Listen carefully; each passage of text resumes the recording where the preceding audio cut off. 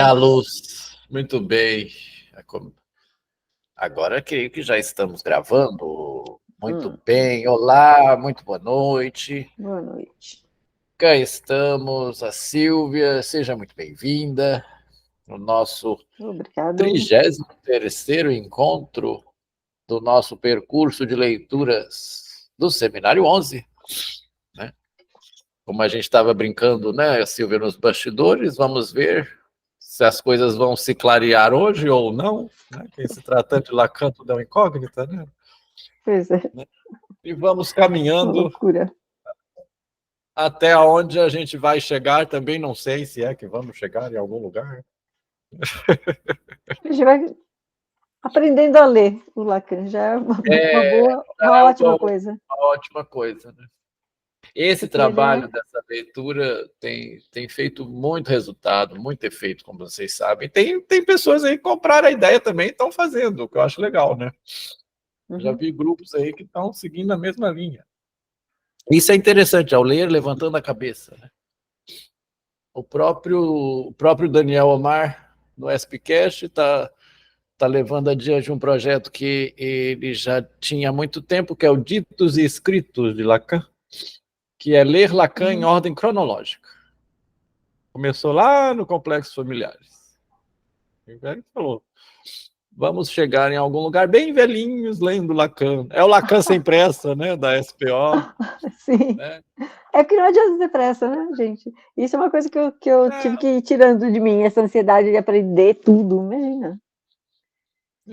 Vamos É o aos Lacan poucos sem pressa aprendendo. da SPO, é o nosso projeto aqui, que começou, na verdade, como era um mês para a gente falar alguma coisa do Seminário 11, mas aí está até hoje, nosso 33º encontro aí.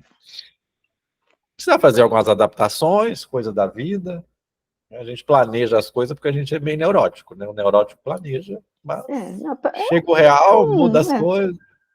Sim, mas tem que planejar, né? Para você poder ter um horizonte, né? Tem que ter um Mesmo que não horizonte. dê certo, você tem que ter um horizonte. Exatamente. Aí, como eu estava te contando aqui nos bastidores, e para quem está na gravação aí também ficar ciente, essa semana, então, eu fui convidado para ser apoio do Christian no curso que ele está dando no ESP sobre o luto, e aí não pude recusar. Então, eu tive que fazer essas adaptações e colocar alguns encontros nossos aqui para a gente poder fechar esse ciclo. Né? E fora as outras, né, adversidades, tudo bem, a gente vai caminhando. Então, hoje a gente vai continuar aqui naquela questão do olhar, naquela questão da percepção, que começamos, acho que há uns 20 dias atrás, se não me engano, acho que foi dia 27, alguma coisa, não sei, dia 20, alguma coisa assim, né? Por isso que eu gosto também de começar as sessões de leitura com alguns apontamentos, desdobramentos, revisão, depende, né? E aí hoje eu falei, não vou levar frases novas, né? Eu gosto muito das frases novas, dos ditos, né? Vamos pegar 2 ditos aqui que eu acho que ilustram muito bem. Esse, principalmente, que é o ponto aqui desse capítulo, da linha e da luz, que eu já trouxe a vocês, que a gente já conversou um pouco sobre ele, e é justamente disso que se trata, né? O sujeito apreende ao olhar o desejo do outro e se apreende nesse desejo. Falamos um pouco disso no encontro passado, né, Silvia? Até apontando para a questão do olhar que envergonha, né? O olhar que embaraça, o olhar do outro que censura. E aí me lembro da Fátima, né? Falávamos do Forbes aqui um pouquinho nos bastidores, lembro da Fátima, né?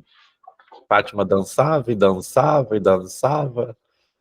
Quando percebeu-se observada, a primeira reação de Fátima foi se envergonhar, né? Se encabular. E aí depois ela se entregou ali aquele momento e fez a menção, né? E é muito isso do olhar do outro, né? De você se sentir observado, né, o tempo inteiro. E aí já falamos sobre as redes sociais e tudo o que isso pode trazer de consequência, né? E aí que vai entrar um pouco aí, Silvia, eu acho que a história da latinha. Acho que ela vai entrar um pouco nisso aí, né? Você fazer parte daquela cena, né? E que Lacan, né? Você vai se recordar do nosso último encontro, a gente terminou com a história da latinha, né? Foi. Ele colocou aí, até trouxe ela aqui novamente, se precisar dar uma revisada, uma relembrada, e aí ele se coloca ali numa outra cena, né? Porque ele não fazia parte ali daquele quadro. É isso que ele vai colocar aqui no próximo item, que o sujeito, como parte de um quadro, né? Como parte de uma construção. E eu trouxe essa aqui também, há uns encontros atrás, que é do Marcelo Veras, que trabalha muito com essa questão das redes sociais, principalmente, né? Ele pegou e numa live disse esta frase que guardei bastante: vemos tanto, perdão pela minha coriza, vemos tanto que perdemos a capacidade de olhar. Essa também é de uma envergadura enorme, né? Estamos vendo, estamos sendo vistos, estamos o tempo inteiro entre telas e nas telas, mas perdemos a capacidade de olhar. Faltou um ponto aí. De perceber as coisas. Vamos falar de percepção, estamos falando de percepção, né? E pensa disso, Silvia. Acho que no encontro que eu passei essa, você não estava já fez essa gravação, né? Não, é perfeita, gente. Perfeita. A gente está muito rápido, né? Na quantidade de informação no que vem, né? Mas você não para assimilar, observar e sentir, né? Que é o olhar, né? Que é o olhar. É a questão dos 3 segundos, né? Diz que o tempo que você fica em cada tela, em cada post, é 3 segundos, né? Você vai passando tudo muito rápido, Sim, né? Não, tudo muito assim, né? E a gente perde a capacidade de olhar. E o olhar que a gente está trabalhando, que é o olhar anamórfico também, né? O olhar lateralizado, né? O olhar com uma outra ótica. É isso que o Lacan fala, colocando aí até a clínica anamórfica, por que não? Sim, interessante isso. Olhar lateralizado, não olhar muito para o problema de frente, né? Buscar aí uma outra ótica, e nessa outra ótica aí você, quiçá, buscar uma outra cena dentro do que está sendo apresentado ali, clinicamente falando, né? Você pegar e buscar aí o que seria a outra cena, né? Isso aí é bem interessante. Pensar É sobre interessante essa porque isso ótica. também é feito com palavras, né? Quando você pega o significante pelo eu não quis dizer isso, né? Eu quis dizer outra coisa. Sim. Né? É a mesma lateralidade da palavra, né? De qualquer forma. Sim, a mesma. A mesma E ele lateralidade chegou da nessa palavra. questão do olhar por causa do estado de espelho, imagino eu. Começamos lá, No né? início Começou lá no início, né? Bem no É. início do seu ensino, né? Que ele tem essa questão do estágio do espelho. E aí ele foi desenvolvendo até a questão da pulsão escópica, né? Que é o que ele está fazendo Sim, aqui. que é o que ele está fazendo aqui. Depois que Que é um terminar, eu outro. vou. É por um outro sentido que não a palavra, mas assim, acaba sendo o mesmo jeito de tratar, né? Mesmo jeito, Pelo viés, pelo viés da palavra. Trazer. Bom, sabemos que o mote de todo o ensino de Lacan, né, do seu retorno a Freud, é colocar a palavra no centro novamente da experiência analítica, né, colocar o discurso no centro da experiência analítica novamente, né. Então tudo isso eu acho que passa pela palavra, né, como você está dizendo. Né? Sim, não, porque eu estava tentando entender por que ele se deteve nessa questão do olhar, né? Ele colocar e pode falar. Se é meio a mesma questão do significante, né? É uma boa pergunta. Então, onde ele pegou isso? É na porque eu sou verdade, todo 11, né? Eu não li o 10, o 1, 2, 3, 4, 5, 6, 7, 8, 9, 10. Não sei como ele chegou aqui, mas né? é porque não faz assim faz uma sequência, mas não faz uma sequência, né? Essa questão do olhar aqui, ele começou quando ele estava falando da repetição, né? E aí ele cita o Merleau-Ponty, que está aí com o visível e invisível. Ah, é verdade. E aí ele cai aqui. Ele cai aí, né? E aí ele coloca e constrói aí a questão da pulsão escópica. Então ele está colocando o olho, o olhar aí como uma questão de objeto pequeno a. Está colocando o olho como objeto. O olhar como objeto. Isso também é de uma envergadura muito grande, né? Mas que foi meio que o Freud também fez quando ele falou que do recalque originário, né? Que a gente passou da posição de 4 apoios para a posição ereta, e aí a gente deixou de usar o olfato para usar o olhar, né? Vai usar o olhar, E aí tudo virou o olhar, né? Isso é da questão da própria evolução, né? Da própria evolução. Muito interessante, Aí você vai ter a questão aí do fetichismo, por exemplo, né? Até do voyeurismo, né? Dessas questões. O Lacan até coloca que voyeur é uma palavra francesa, né? Ele coloca aqui a voyura, né? Ele coloca aí a voyura, fazendo aí seus neologismos. E muito aquela questão, né? Aquilo que te vê e aquilo que te olha. Isso é muito interessante. Que é muito, eu acho, que é a questão da latinha. Né? Sim. Exatamente, aquilo que te vê e aquilo que te olha. Como você encarar, como que aqui no próximo item ele vai começar a falar muito da questão do que é o sujeito. O sujeito apreendido aí no olhar. Mas como que o sujeito pode mudar a ótica daquilo que ele vê, daquela cena que ele vê? Do que está aparecendo ali para ele, né? E como que o analista pode fazer o sujeito perceber isso de uma outra forma? Eu acho que isso que é interessante. Sim, sim. Vamos chegar lá, então. Uma questão de do olhar anamórfico, né? Do olhar lateralizado, né? O lateralizar esse olhar do problema, né? Porque, bom, vamos pensar de uma forma assim, Silvia, quando a gente está no meio de um problema, vamos colocar assim, né? Às vezes, não analiticamente falando, mas não é comum a gente chegar e falar para uma outra pessoa, falar assim, você de fora tem outra visão. Sim. Vamos colocar assim no dia a dia, né? Você que é de fora, você tem outra visão. Porque às vezes a gente está tão envolvido naquilo ali, mais ou menos, talvez, é o que se passe numa análise, né? Se passe aí numa relação. Sim, até assim, 3 pessoas na mesma situação, cada uma vai contar uma história, né?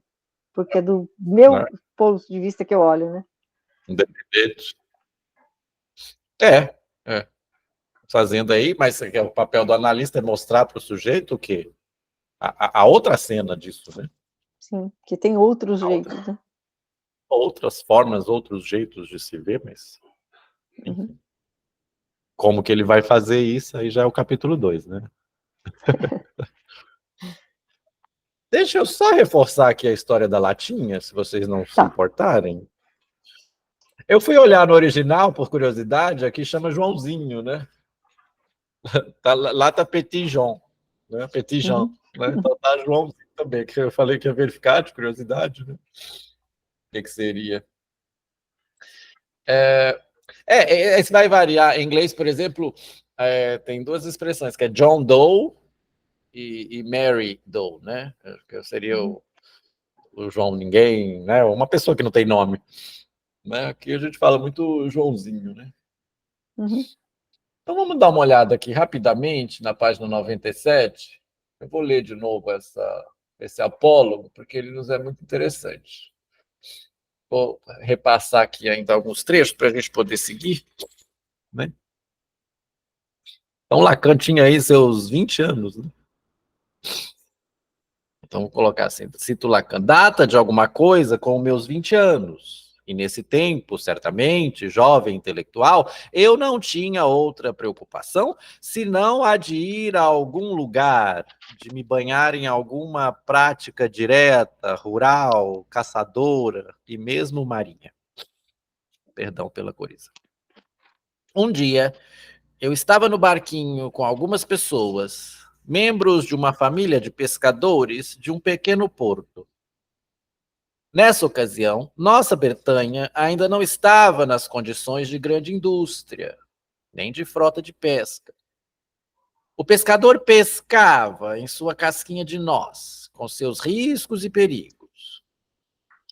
Eram esses riscos e perigos que eu gostava de partilhar, mas não eram riscos e perigos o tempo todo. Havia também dias de bom tempo. Um dia, então, em que esperávamos o momento de puxar as redes, o chamado Joãozinho, vamos chamá-lo assim, ele desapareceu, como toda a sua família, exatamente pela tuberculose, que era, nessa época, a doença verdadeiramente ambiente na qual toda aquela camada social se deslocava.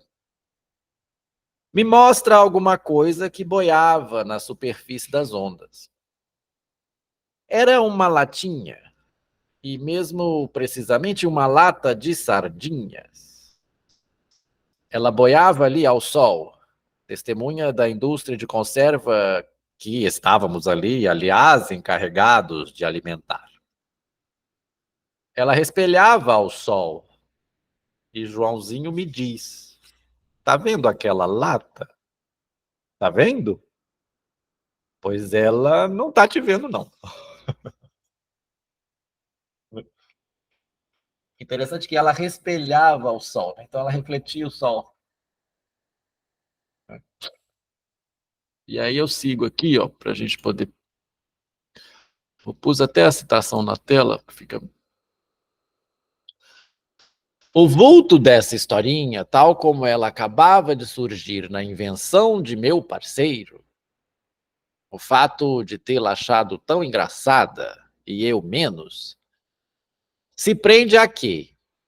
Se me contam uma história como essa, só pode ser mesmo porque eu, naquele momento, tal como eu me pintava com aqueles caras que ali ganhavam penosamente sua existência, na refrega com o que era para eles a rude natureza. Era assim que ele estava se pintando, veja, né? Ele se pintava daquele jeito.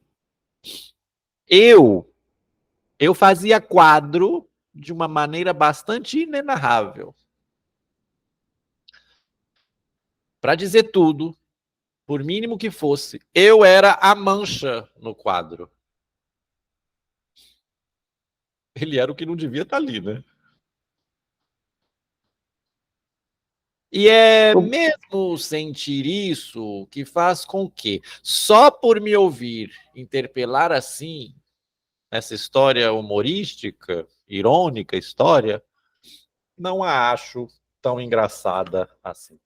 Eu acho interessante isso, até grifei, porque ele era a mancha no quadro, né? Ele era o que não devia estar ali, não é? Ele era o que estava destoando ali, né? destoando ali, né? E aí ele segue, mas só pegar essa citação mesmo, né? E aqui eu coloquei, ó, uma observação. Eu não lembro se chegamos a passar por esse slide no encontro passado, se não chegamos. Então aqui Lacan nos coloca o quanto é a partir do olhar do outro que somos constituídos. Nos emolduramos assujeitados a esse olhar para nos construirmos como sujeito.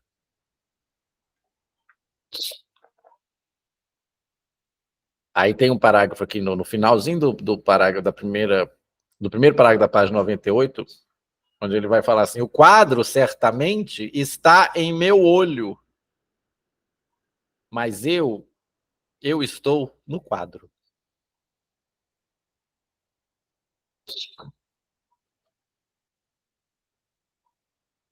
Aí lá, não, aí mais abaixo ele diz: é mesmo mais ela que me apreende, que me solicita a cada instante, e faz da paisagem coisa diferente de uma perspectiva, coisa diferente do que eu chamei de quadro.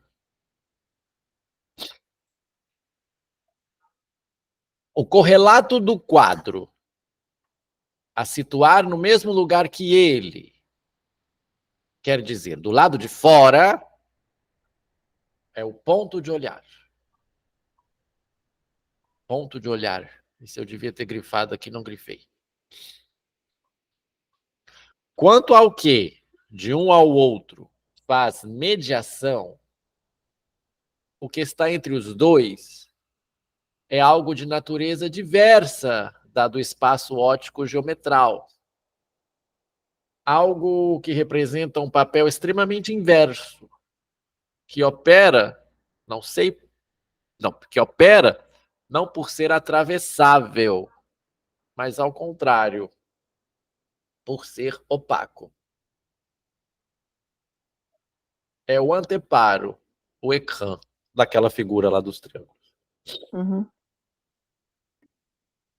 No que se apresenta a mim como espaço da luz, o que é o olhar é sempre algum jogo da luz com a opacidade.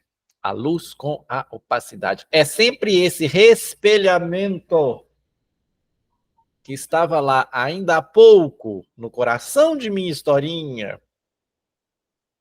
É sempre o que me faz me conter em cada ponto, de ser anteparo, de fazer aparecer a luz como cintilação que o transborda.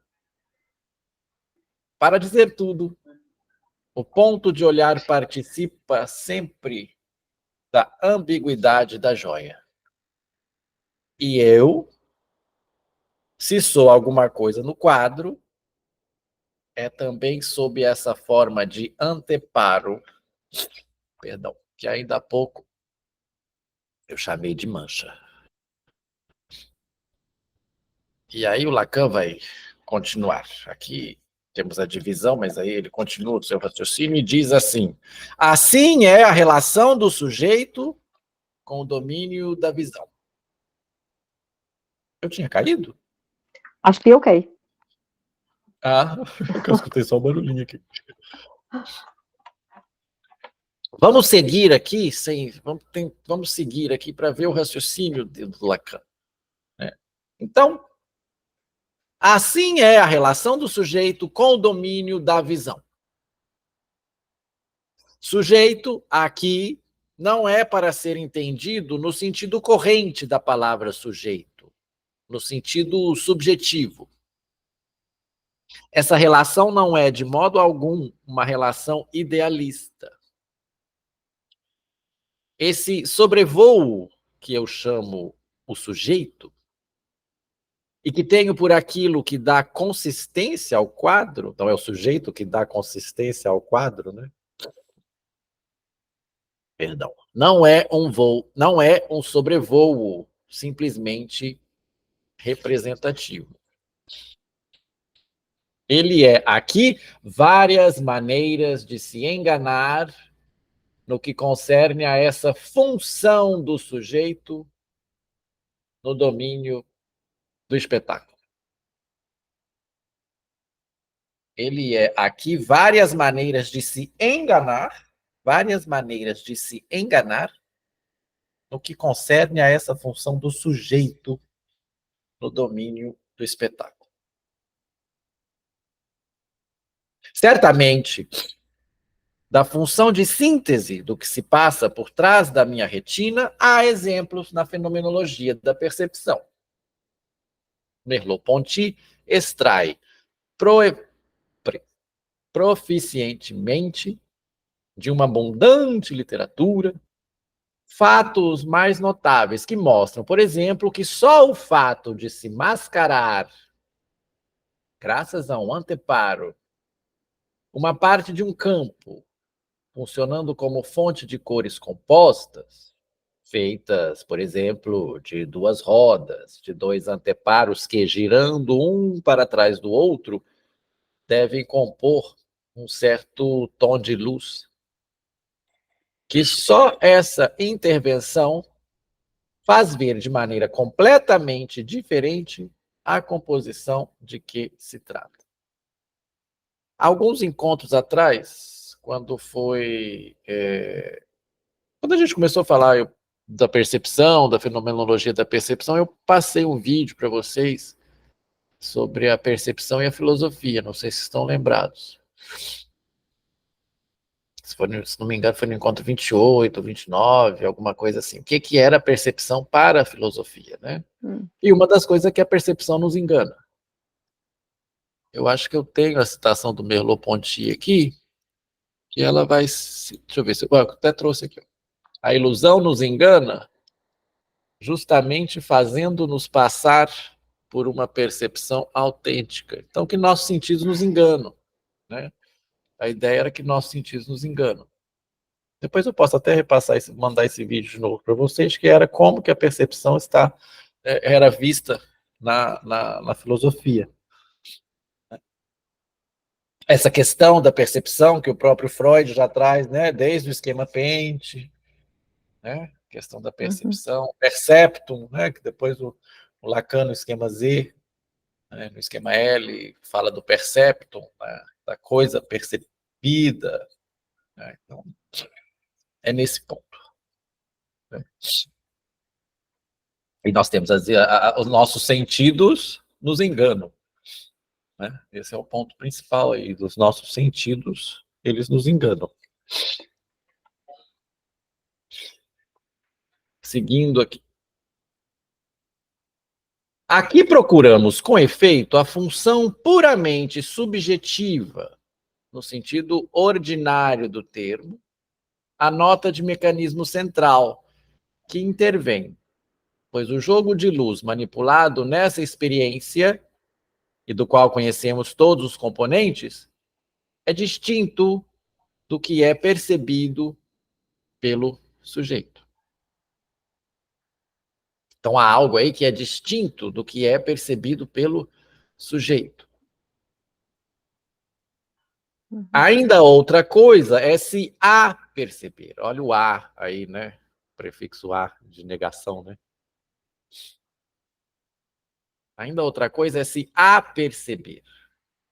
O que tem mesmo uma face subjetiva, mas acomodada de modo completamente diferente dos efeitos de reflexo de um campo de uma cor. Está falando de ótica, né? Coloquemos, por exemplo, um campo amarelo ao lado de um campo azul. O campo azul, por receber a luz refletida no campo amarelo, sofrerá alguma modificação. Mas, certamente, tudo que é cor é apenas subjetivo. Nenhum correlato objetivo no espectro nos permite ligar a qualidade da cor ao comprimento da onda, ou a frequência interessada nesse nível da vibração luminosa. Há mesmo aí algo de subjetivo, mas diferentemente situado. Há mesmo aí algo de subjetivo, mas diferentemente situado. Isso é tudo?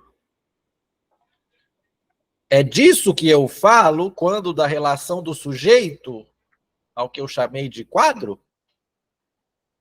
Certo que não. Não. Só um instante, meu nariz está... Peraí, só um instante.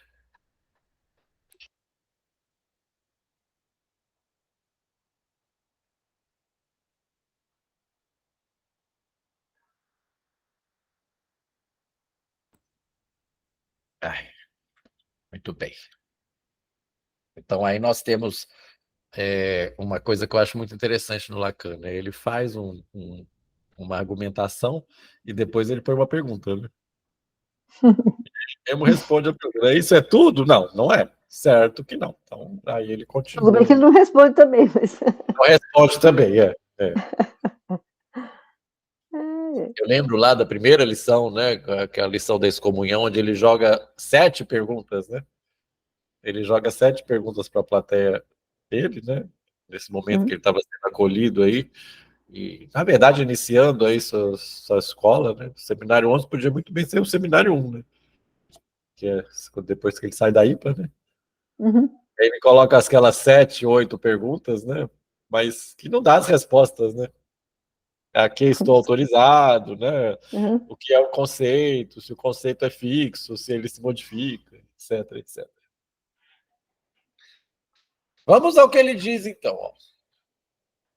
A relação do sujeito ao quadro foi abordada por alguns filósofos, mas situada, se posso dizer, à parte. Leiam o livro de Raymond Royer chamado Neo Finalíssimo e vejam como, para situar a percepção uma perspectiva teleológica, ele se vê obrigado a situar o sujeito em sobrevoo absoluto. Não há necessidade nenhuma, a não ser da maneira mais abstrata, de se colocar o sujeito em sobrevoo absoluto, quando se trata, em seu exemplo, apenas de nos fazer sacar o que é a percepção de um tabuleiro de xadrez, o qual pertence, por essência, a essa ótica geometral que tomei o cuidado primeiro de distinguir. Estamos aí no espaço partes extra partes, que faz sempre tanto objeção à apercepção do objeto. Nessa direção, a coisa é irredutível. Bom, entendo eu que ele está citando algum exemplo que o Raymond Royer fala no livro, né? Como não tenho conhecimento do livro, não posso me arriscar a dizer. Né? É que ele usa palavras muito... Ele fala, porque, pelo que entendi, ele está olhando um tabuleiro de xadrez. E o cara fala que para olhar direito, você tem que estar em sobrevoo, sei lá, né? Por cima, planando por cima. Por cima. Visando, olhando de cima. É. Não precisa exatamente estar, que ele diz, sobrevoando, né? É muito interessante que essa analogia Você do pode tabuleiro olhar ele de vários ângulos, né? ângulos, exato, exato. Vem um pouco a ver com isso de olhar a outra cena. Sim. Né? Engraçado como todo mundo gosta da analogia do jogo de xadrez, né? O Freud usa no início do tratamento, né? Sobre o início do tratamento. Uhum. O Saussure usa também, numa parte do livro dele, para falar do valor linguístico. Devia ser moda na época. Nas épocas, né? Porque são épocas Nas diferentes. épocas, né? Mas eu gosto muito desse termo, sobrevoo, que está aqui. Que é um pouco isso que a gente está dizendo, né? Você olhar por cima, você olhar... Bom, vamos seguir, né? Uhum. Há, no entanto, um domínio fenomenal, infinitamente mais extenso do que os pontos privilegiados em que aparece, que nos faz sacar em sua verdadeira natureza o sujeito em sobrevoo absoluto. Pois não é porque não podemos lhe dar um ser que ele deixa de ser exigível. Essa aqui eu até pus as minhas bolinhas. Como você sabe, eu não escrevo no livro, mas me permito pôr umas bolinhas pequenininhas, marcando algumas frases para poder discutir com vocês. Ó, pois não é porque não podemos lhe dar um ser que ele deixa de ser exigível. Eu achei... Meu nariz está começando a me incomodar. Eu achei isso muito interessante. O sujeito em sobrevoo absoluto. Há fatos que só se podem articular pela dimensão fenomenal do sobrevoo, pelo qual eu me situo no quadro como uma mancha. São os fatos do mimetismo. Aqui agora ele vai falar até de biologia marinha, vai citar uns crustáceos aqui. Vamos lá. Lacan sendo Lacan. Não posso aqui me engajar na multitude dos problemas, mais ou menos elaborados, que eles colocam. Remetem-se às obras especiais, que não são simplesmente fascinantes, mas extremamente ricas em matéria para reflexão. Eu me contentarei com acentuar o que talvez não foi até agora bastante sublinhado. E colocarei primeiro a questão de saber qual a importância da função da adaptação no mimetismo. A rigor, em certos fenômenos do mimetismo, podemos falar de coloração adaptativa ou adaptada e perceber, por exemplo, como indicou Queneau, em certos casos com provável pertinência, que a coloração, no que ela se adapta ao fundo, é apenas um modo de defesa contra a luz. Ok a questão do mimetismo aí, né? Camuflagem, mimetismo. A gente já tinha falado disso, né? Já. Uhum. Se não me falha a memória, já falamos disso. Já. Chegamos aí antes dele. Mas acho que por causa dele, né? Enfim. Mas, sim. Alguma coisa que ele falou, Tá vendo? Ele dá voltas, às vezes ele volta no mesmo ponto. Né? Isso que eu tô lendo aqui, eu acho que eu tô lendo o mimetismo aqui, mas são tantos seminários que às vezes acho que aqui a gente já falou sobre isso. Né? Não, já falamos, sim, que eu lembro. Já, né? Já. Então, apenas um modo de defesa contra a luz, a camuflagem, né? No meio em que, por causa do que o cerca, domina a radiação verde, como um fundo d'água em meio a ervas verdes, um animalzinho, existem muitos que podem aqui servir de exemplo, se torna verde na medida em que a luz pode ser para ele um agente nocivo. Ele fica então verde para remeter à luz enquanto verde e se pôr assim, por adaptação ao abrigo de seus efeitos. Bom, vamos pensar o que está chegando aí na questão do sujeito, né? Uhum. Mas, no mimetismo, é de coisa completamente diferente que se trata. Um exemplo escolhido quase ao acaso. Não creiam que se trate de um caso privilegiado. Um pequeno crustáceo chamado crapela, e ao qual se acrescenta um outro adjetivo, acantífero, quando se aninha em meio a esses tipos de animais, no limite dos animais, que chamamos briozoários, imita o quê? Imita o quê? Nesse animal quase planta, que é briozoário, é uma mancha. Peraí, deixa eu ler de novo. Imita o quê? É o que eu fiz como um tom de pergunta, né? Imita o quê? Imita o quê? Nesse animal, quase planta, que é o briozoário, é uma mancha. A uma certa fase do briozoário, uma alça intestinal constitui uma mancha, numa outra fase. Algo como um centro colorido funciona. Peraí, que eu li, eu fiquei confuso aqui, peraí. A uma certa fase do briozoário, uma alça intestinal constitui uma mancha. Numa outra fase, algo como um centro colorido funciona. É a essa forma manchada, malhada, que o crustáceo se acomoda.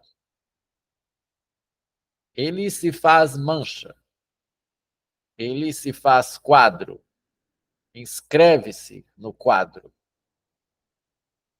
Aí está o que é, falando propriamente, o móvel original do mimetismo.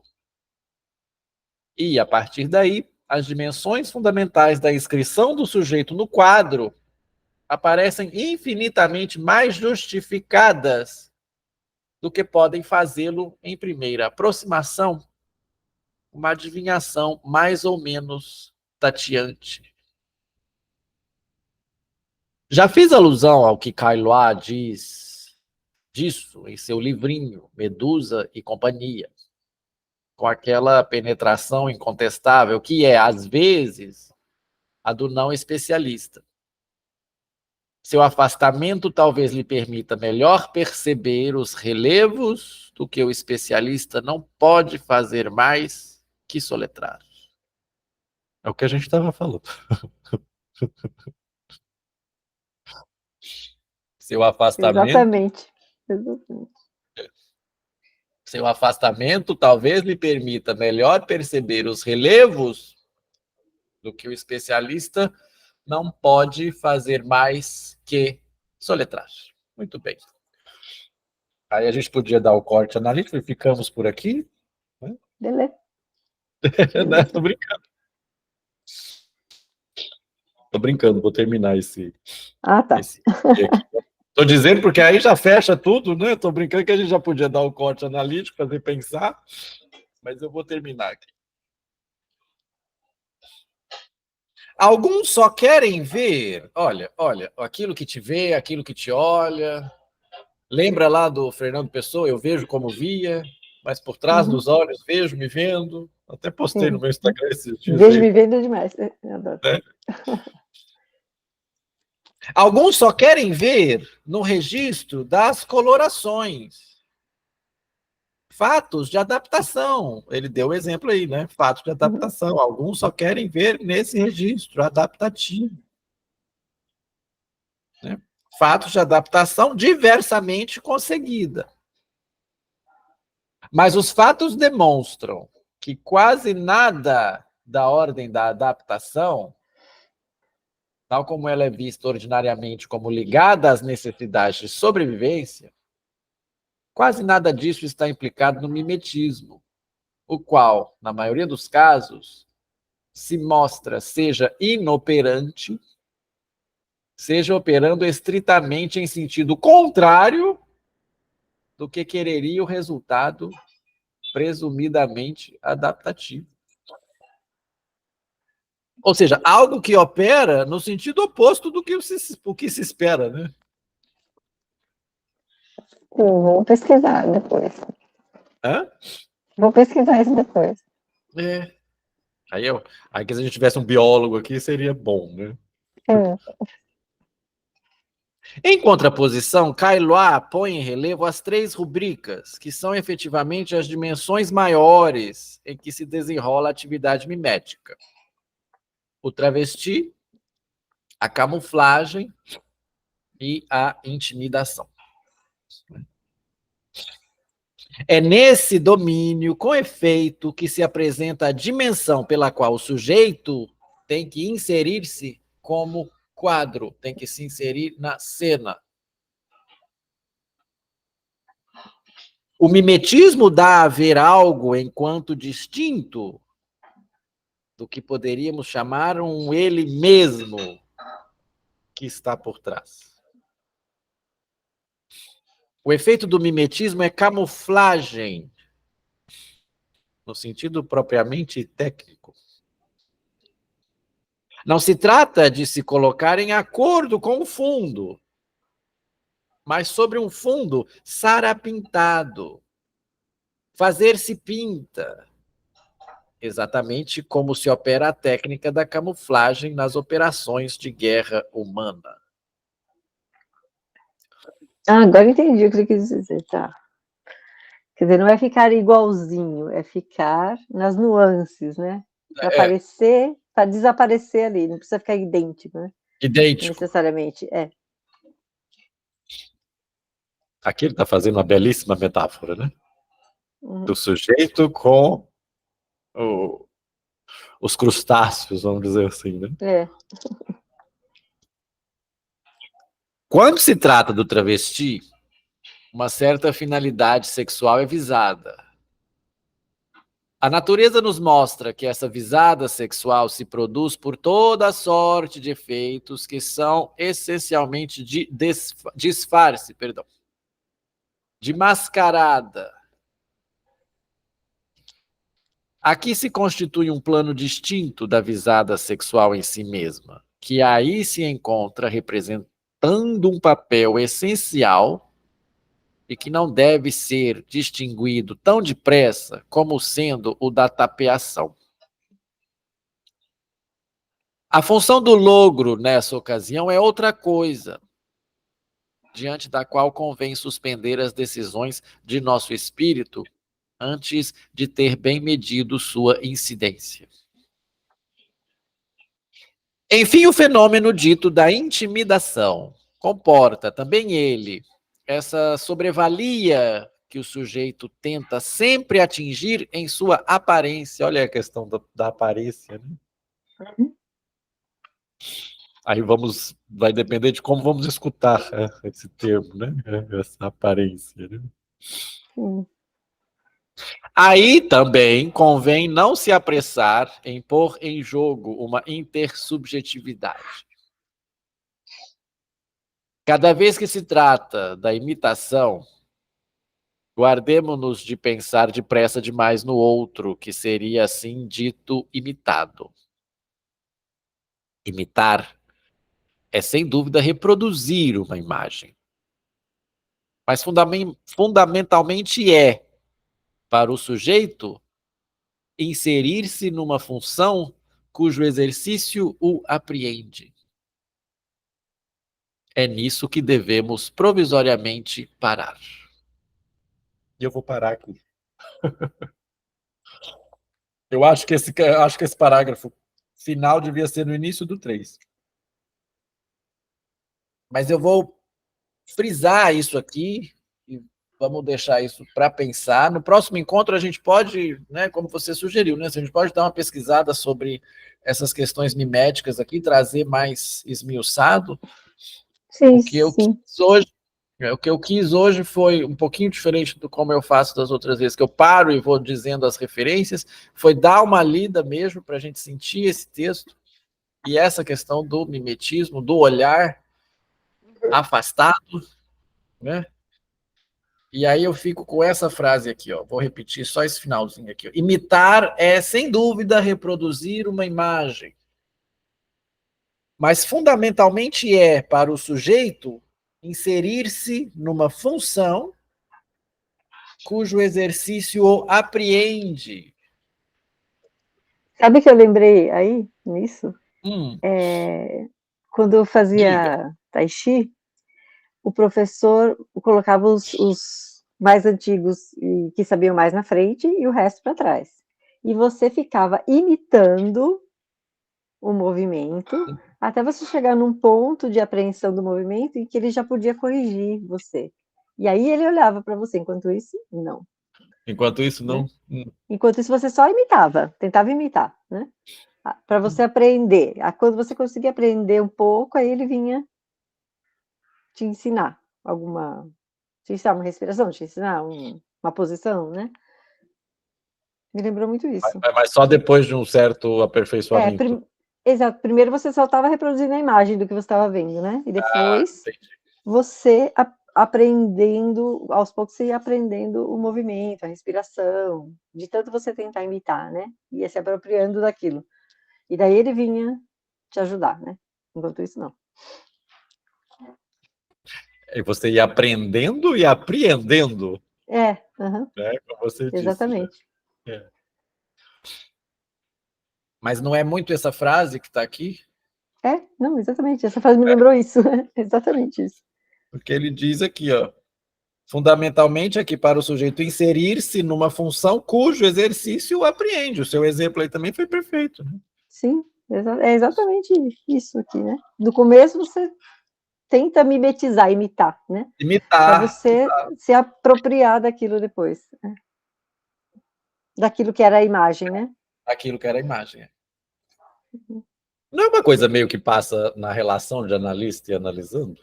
Na questão da transferência, meu telefone hoje está na questão da transferência, por exemplo, me Uhum. veio isso à mente agora.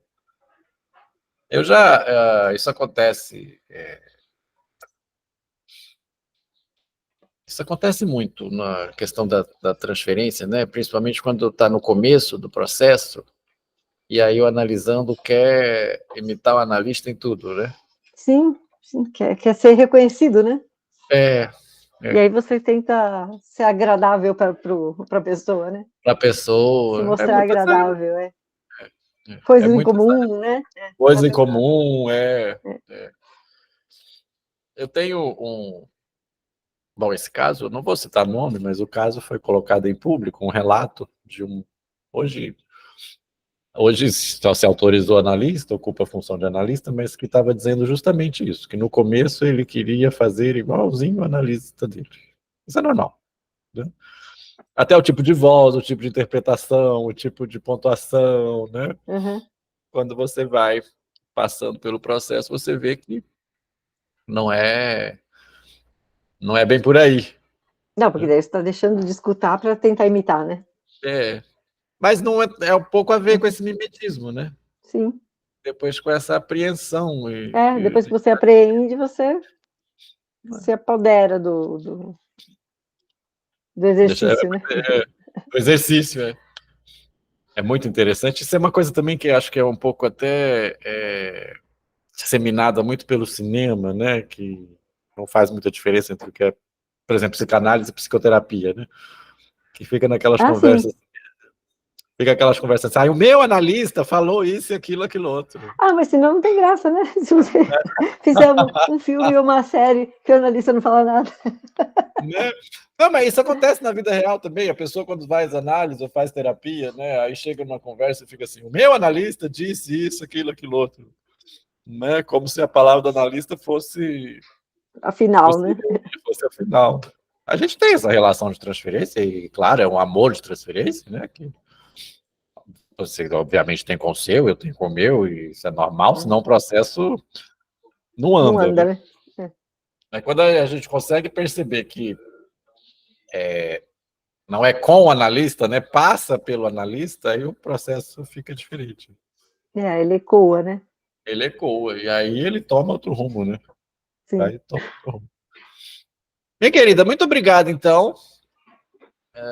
Foi um pouquinho mais curto, mas era o ponto que eu queria hoje, era fazer essa leitura para a gente já poder dissertar mais em cima disso, porque nós ainda temos uma lição aqui, que é o que é um quadro, para depois chegarmos na questão da transferência, né, na questão da presença do analista, que é muito isso que a gente está falando, né? Uhum. Acho que a gente já passou por uma parte onde até o Lacan fala do analista como significante vivo, né? Então, agora a gente... chegamos na página 100 falando nisso, só estamos na página 100. Ai, que bonitinho. Gosto de números redondos, né? Sim. Então, muito obrigado a vocês que Por estão vendo a nada. gravação aí. E aí, na próxima segunda, né? Se não me engano. Eu tenho que Isso. ver. É isso. Então, tá jóia. Tchau, tchau. Até mais. Tchau, tchau. Boa Até semana. mais. Tchau, tchau. Você também. Boa semana. Tchau. Até mais.